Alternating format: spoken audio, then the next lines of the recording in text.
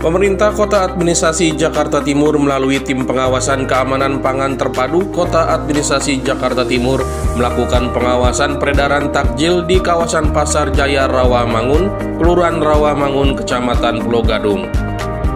Ada sebanyak 19 sampel takjil yang dicurigai mengandung zat kimia berbahaya untuk diperiksa di laboratorium keliling milik BP POM DKI Jakarta.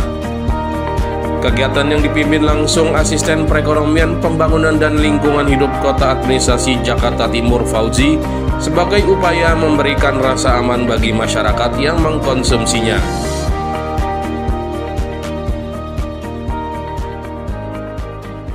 Saya hadir bersama Kasudin KPKP, kemudian tim dari BPOM DKI Jakarta. Hari ini kita melihat dan melakukan monitoring secara langsung di Pasar Rawamangun. Makanan yang kita lihat ini berupa takjil ya, untuk hidangan berbuka puasa.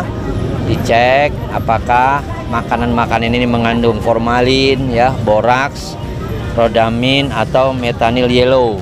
Jadi diperiksa melalui bahan atau lab yang teknisnya dilakukan dari BPOM. Nah, kehadiran kita di sini yang pertama tentunya ingin memberikan sosialisasi kepada para pedagang itu sendiri. Karena tidak sedikit para pedagang ini belum paham tentang bahan-bahan berbahaya ini. Kemudian yang kedua, tentunya ketika hasil pemeriksaan ini baik, tentunya ini kan memastikan kepada masyarakat yang berbelanja di sini. Jadi mereka belanja bahwa makanan yang mereka konsumsi itu adalah sehat.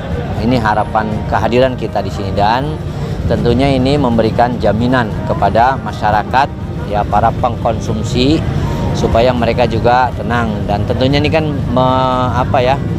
berkelanjutan dengan bagaimana kesehatan masyarakat itu sendiri. Itu saya kira dari saya ya. Ada yang terbukti ini nih?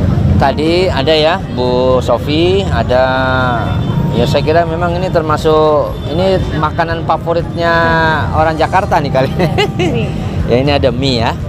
Ini mie ini. Dan tadi sudah kita berikan edukasi ya Bu Sofi kepada si penjual. Ditanya belinya dari mana. Nah, mungkin nanti akan kita telusuri juga itu supaya mata rantainya terputus. Karena kalau tidak kita lakukan penelusuran, dia akan terus menjual ke tempat-tempat lain dan berpotensi bahwa jenis mie ini mengandung formalin. Nah, ini yang nanti akan kita tindak lanjuti. Tentunya pesan kepada masyarakat agar meneliti ya, memahami jenis-jenis makanan bahan yang mengandung bahan-bahan berbahaya. Jadi hari ini kehadiran BPOM itu sekaligus juga tadi kan ada beberapa sambal. Ini juga termasuk menjadi edukasi masyarakat. Oh, kalau misalnya kerupuk yang mengandung formalin, misalnya bakso mengandung boraks, oh kayak begini ya, warnanya begini, baunya seperti ini. Nah, ini supaya masyarakat tahu. Jadi masyarakat paham supaya berhati-hati di dalam membeli.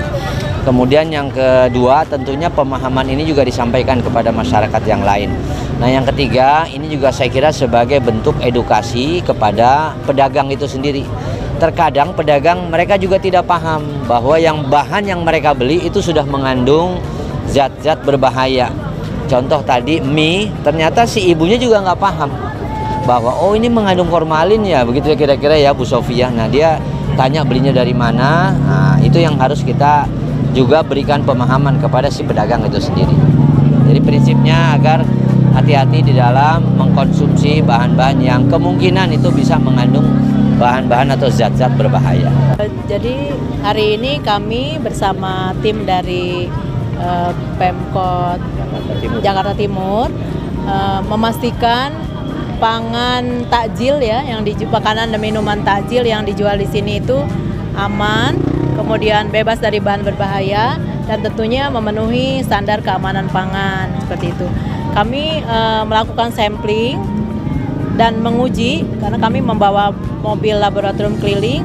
Dari 19 yang kami sampling, kalau sampling itu kan menguji itu maksudnya tidak semua diuji. Jadi kami berbasis risiko, di mana yang diduga ada bahan-bahan berbahaya yang tadi Pak Asisten sampaikan itu tidak boleh ada dalam makanan. Nah, dari 19 yang kami sampling ada satu mie goreng ya, ini mie goreng ternyata mie-nya ya mie kuning, mie goreng kuning ya mengandung formalin, positif formalin.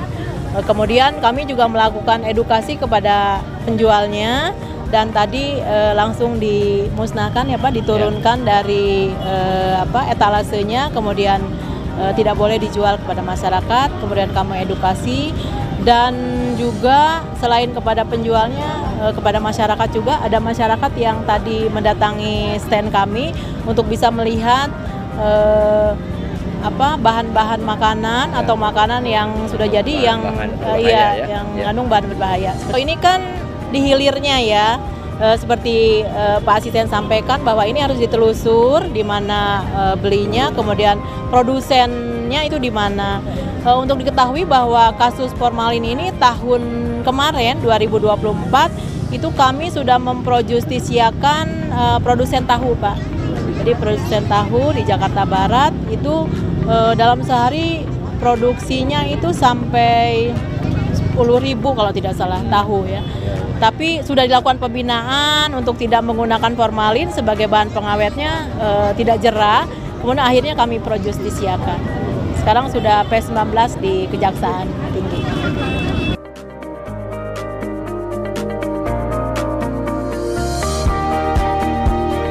Tim Liputan Kominfo Jakarta Timur melaporkan.